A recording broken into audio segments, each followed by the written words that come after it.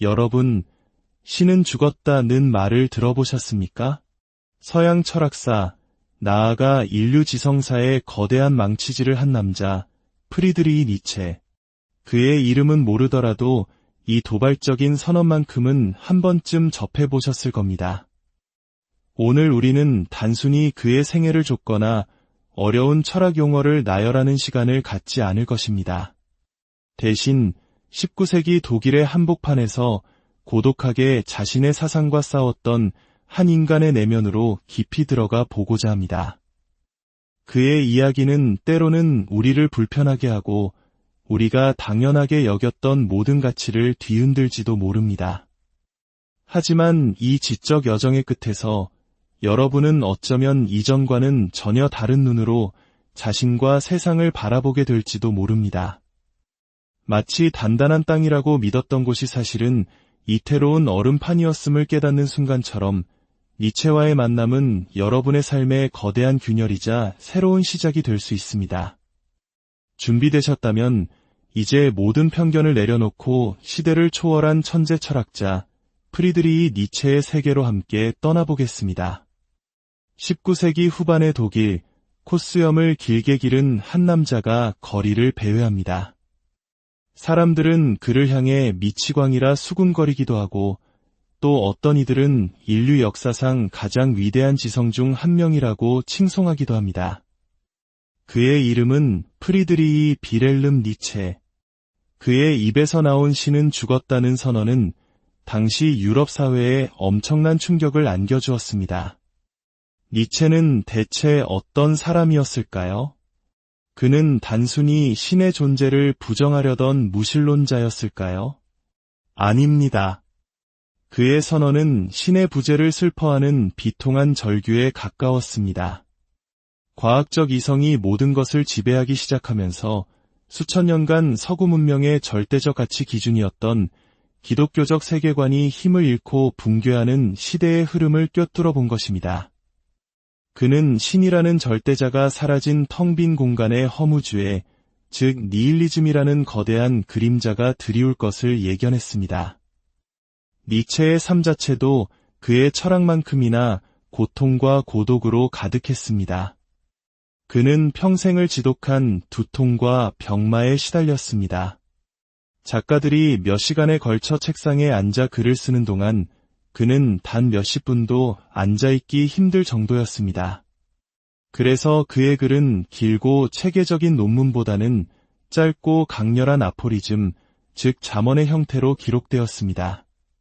그는 스스로 이렇게 말하기도 했죠. 다른 작가들이 책 한 권에 걸쳐 설명하는 것을 나는 단 한 문장으로 압축할 수 있다. 이 말에는 그의 천재성과 함께 육체적 고통 속에서 사상의 정수만을 짜내야 했던 처절함이 담겨 있습니다. 바젤 대학의 최연소 교수로 임명될 만큼 명석했지만 그의 혁명적인 사상은 당시 학계에서 제대로 이해받지 못했습니다. 그의 가족은 그가 독실한 기독교인으로 살아가길 바랐지만 그는 오히려 기독교 도덕의 근원을 파헤치며 그 위선을 폭로했습니다. 그는 거대한 우주나 세계의 원리를 탐구하기보다 나라는 개인의 존재, 그리고 나는 왜 존재하는가라는 질문에 천착했습니다. 이는 마치 외부로만 향하던 시선을 돌려 내면의 우주를 탐험하는 것과 같았습니다.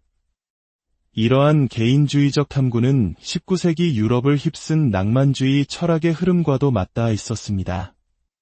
니체의 사상은 단순히 철학의 영역에만 머무르지 않았습니다.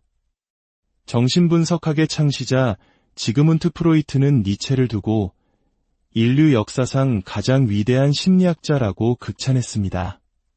어린 시절 아버지와 남동생을 잃고 여성들 틈에서 자라면서 겪었던 복잡한 심리적 경험, 사랑의 배신, 그리고 끊임없는 육체의 고통은 그가 인간 내면의 가장 깊고 어두운 심연까지 들여다볼 수 있게 만들었습니다. 또한 현상학의 대가 마르틴 하이데거는 니체를 서양 형이상학의 완성자라고 평가했습니다. 형이상학이란 눈에 보이는 물리적 세계 너머의 근본 원리, 즉 최초의 원인을 탐구하는 학문입니다. 니체는 서구 문명을 지배해온 기독교 도덕이나 플라톤 철학이 과연 어디서부터 시작되었는지 그 최초의 원인을 집요하게 파고들었습니다. 그는 마치 고고학자가 땅을 파헤쳐 고대 유물의 기원을 찾듯 도덕과 가치의 계보를 추적했습니다. 니체의 사상은 초기, 중기, 후기로 나누어 볼 수 있습니다. 그의 사상이 어떻게 발전하고 심화되었는지 그 여정을 따라가 보겠습니다. 초기의 니체는 비교적 밝고 예술적인 분위기 속에서 사유를 전개했습니다. 위대한 작곡가 리하르트 바그너와의 교류, 그리고 염세주의 철학자 아르투어 쇼펜하우어의 발견은 젊은 니체에게 엄청난 영감을 주었습니다. 특히 그는 고대 그리스 비극에 깊이 매료되었습니다. 그는 그리스 비극 속에 인간 존재의 근원적인 두 가지 힘이 꿈틀거리고 있다고 보았습니다. 바로 아폴론적인 것과 디오니소스적인 것입니다. 아폴론적인 것은 태양의 신 아폴론처럼 이성과 질서, 조화와 균형을 추구하는 힘입니다. 마치 잘 조각된 대리석상처럼 명확하고 안정된 형태를 지향합니다. 반면 디오니소스적인 것은 술의 신 디오니소스처럼 광기와 도치, 파괴와 혼돈의 힘입니다. 모든 경계를 허물고 격정적인 감정의 소용돌이 속으로 우리를 이끕니다. 니체는 위대한 그리스 비극이 바로 이 두 가지 상반된 힘의 조화로운 결합을 통해 탄생했다고 보았습니다. 질서와 혼돈, 이성과 감성이 팽팽한 긴장감 속에서 하나가 될 때 비로소 삶의 깊이를 온전히 표현하는 위대한 예술이 탄생한다는 것입니다.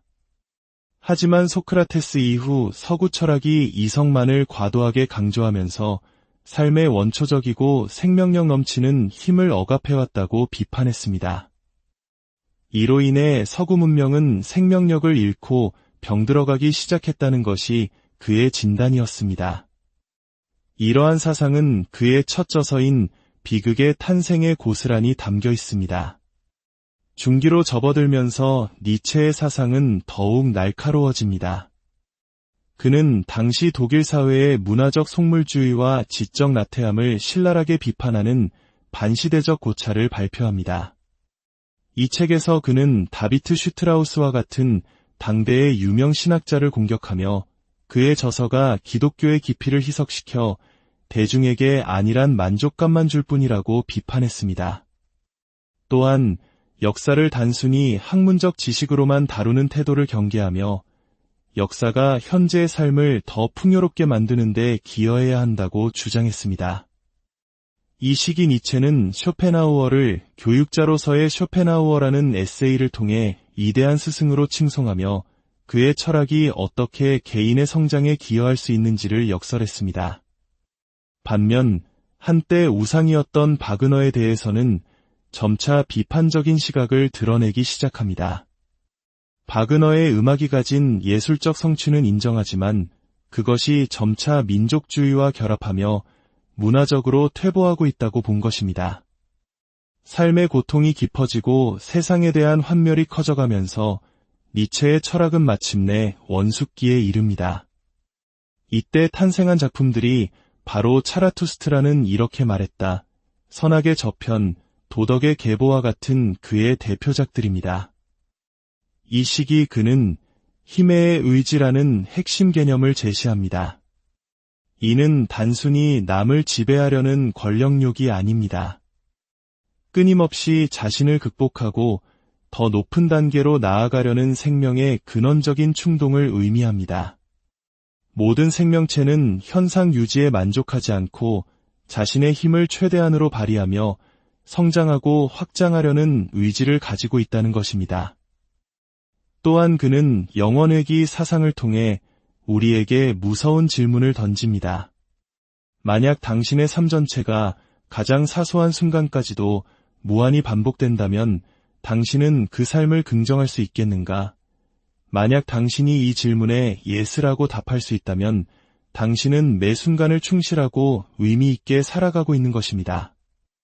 영원의 기는 삶의 무의미함에 절망하는 것이 아니라 오히려 매 순간을 영원처럼 소중히 여기게 만드는 삶의 긍정의 철학입니다.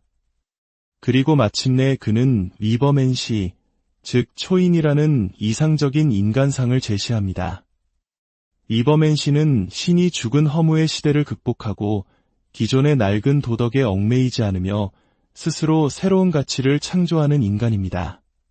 그는 대지에 굳건히 발을 딛고 자신의 운명을 사랑하며 고통마저도 삶의 일부로 껴안고 춤추는 자입니다.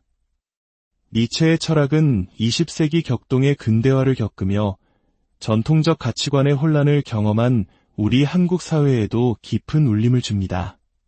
그의 철학은 고통을 그저 피해야 할 것으로 보지 않고 오히려 삶의 본질적인 부분으로 껴안으라고 말합니다.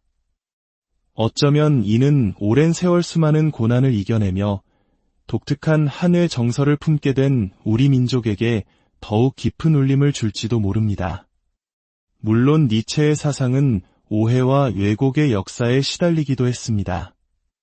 특히 그의 여동생 엘리자베스는 니체가 정신을 잃은 후 그의 유고를 멋대로 편집하여 나치 이데올로기에 악용되는 빌미를 제공하기도 했습니다.